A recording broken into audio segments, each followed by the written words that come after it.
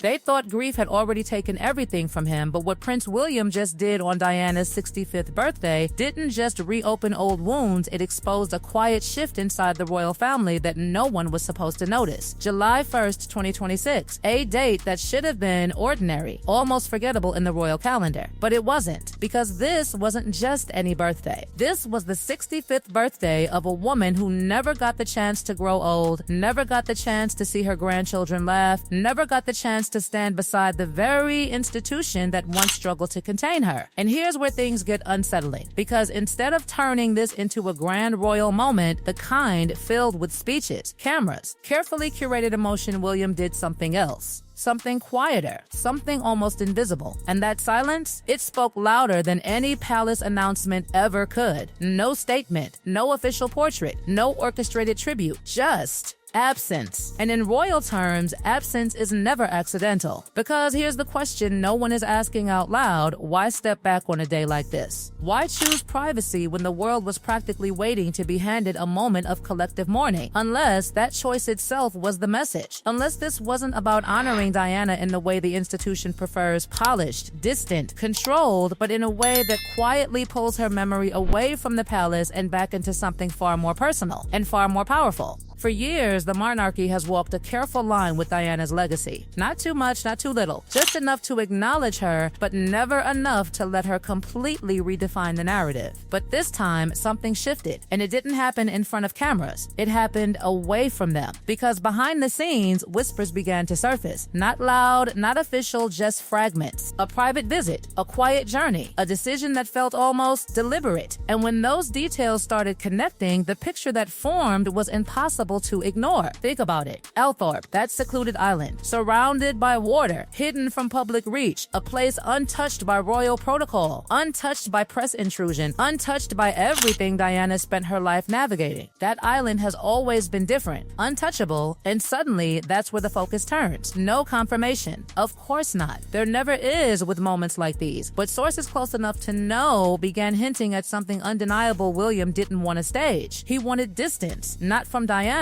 but from everything else. And that changes everything. Because for nearly 3 decades, grief has been something he's had to perform. Every look, every appearance, every anniversary observed, analyzed, dissected, a boy walking behind a coffin, forced into a moment the world still hasn't let him forget. And now, that same boy, grown into a future king, makes a decision that quietly flips the entire script. No audience, no expectations, just a son, returning to the one place where the story has never been rewritten. But here's where it gets even more unsettling, because he didn't go alone. And that detail, that small, almost overlooked detail, is where the emotional weight truly lands. Because suddenly, this isn't just about remembering Diana, it's about introducing her to a new generation, to children who know her name but not her voice, who recognize her face but not her presence. And William, it seems, has decided that's no longer enough. He's been preparing for this moment longer than anyone realized. Quietly, carefully, sharing stories not meant for headlines, showing photographs that never made it into documentaries,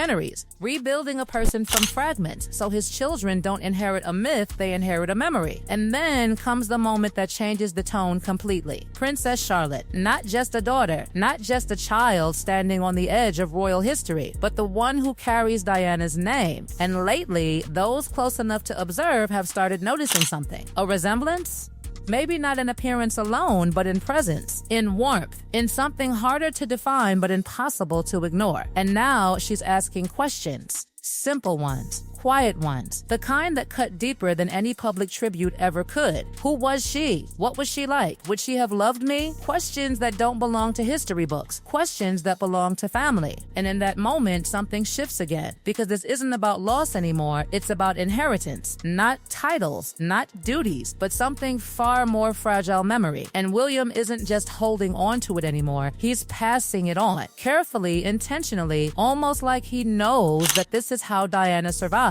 Not through monuments, not through carefully worded statements, but through stories told behind closed doors, through a father explaining a grandmother his children will never meet, but will somehow still come to know. And if you step back and look at it, really look at it, the contrast is impossible to ignore. A childhood where grief was public, almost demanded, transformed into a fatherhood where memory is protected, controlled, chosen.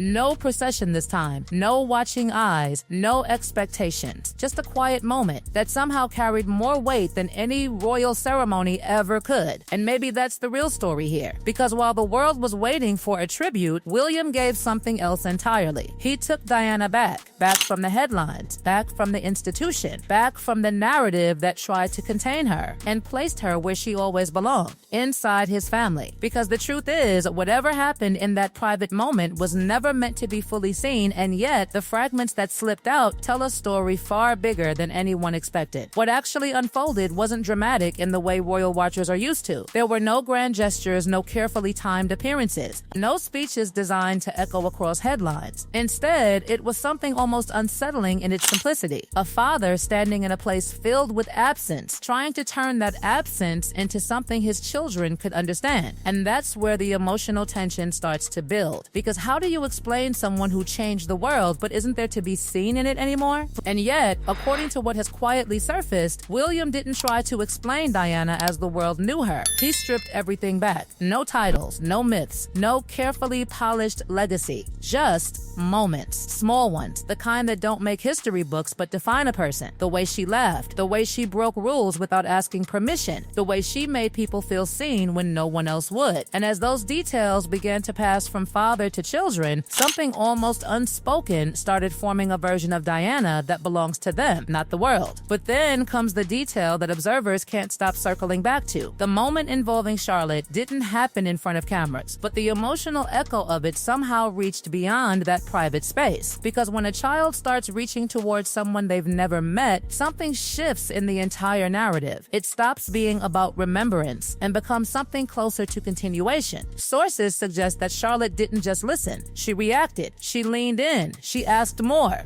Not surface-level curiosity, but the kind that lingers. And that's where the weight lands hardest, because in that moment, William wasn't just remembering his mother. He was watching her come alive again through someone else. And if that sounds dramatic, it should. Because for a family that has always been careful about emotion, this is something entirely different. This is raw, unfiltered inheritance. And it doesn't stay contained. Because think about what this quietly disrupts. For decades, Diana's memory has existed in a kind of controlled space, acknowledged, respected, but never fully handed over. There was always a sense that her story belonged partly to the institution, partly to history, and only partly to her family. But now, that balance is shifting. Without announcement, without permission, without ceremony. Because what William did wasn't loud, but it was decisive. He didn't ask how Diana should be remembered, he decided. And that decision doesn't just affect the present, it reshapes the future. Because George, Charlotte, and Louis are not growing up with a distant historical figure. They're growing up with a grandmother who exists through stories, through values, through something that feels immediate rather than distant. And that creates something quietly powerful, and maybe quietly unsettling for an institution built on control. Because once memory becomes personal, it stops being manageable. And suddenly, Diana is no longer just the past. She becomes part of the next generation. Not as an icon, but as influence. And influence spreads. That's the part no one is openly discussing. Because while the public sees a touching tribute, what's really happening beneath the surface is something much bigger. A shift in ownership. A quiet transfer of legacy from institution to bloodline. From official narrative to lived memory. And it didn't happen through a declaration. It happened through a conversation. Through a father choosing to tell his children the truth as he knows it, not as it's been presented. Through a daughter beginning to carry a name that suddenly feels heavier, deeper, more real than ever before. And once that process begins, it doesn't stop. Because children don't just inherit stories. They reshape them. They question them. They carry them forward in ways no institution can fully predict. Which means Diana's story isn't finished. It's changing, quietly, steadily, almost invisibly. And maybe that's why this moment feels so different. Because it wasn't about marking what was lost, it was about deciding what survives. Not in statues, not in anniversaries, not in carefully worded tributes, but in something far harder to control. In memory passed from one generation to the next, in questions that don't have easy answers. In a little girl who carries a name and is only just beginning to understand what it means. And if you really sit with that, if you really follow the pattern, it leads to one final unsaid unsettling thought. This wasn't just a birthday. It was a turning point, because the moment Diana stopped belonging to history and started belonging entirely to her family again is the moment her story became impossible to contain. And the real question now isn't what William did. It's what happens next when that legacy continues to grow in ways no one can quietly manage anymore.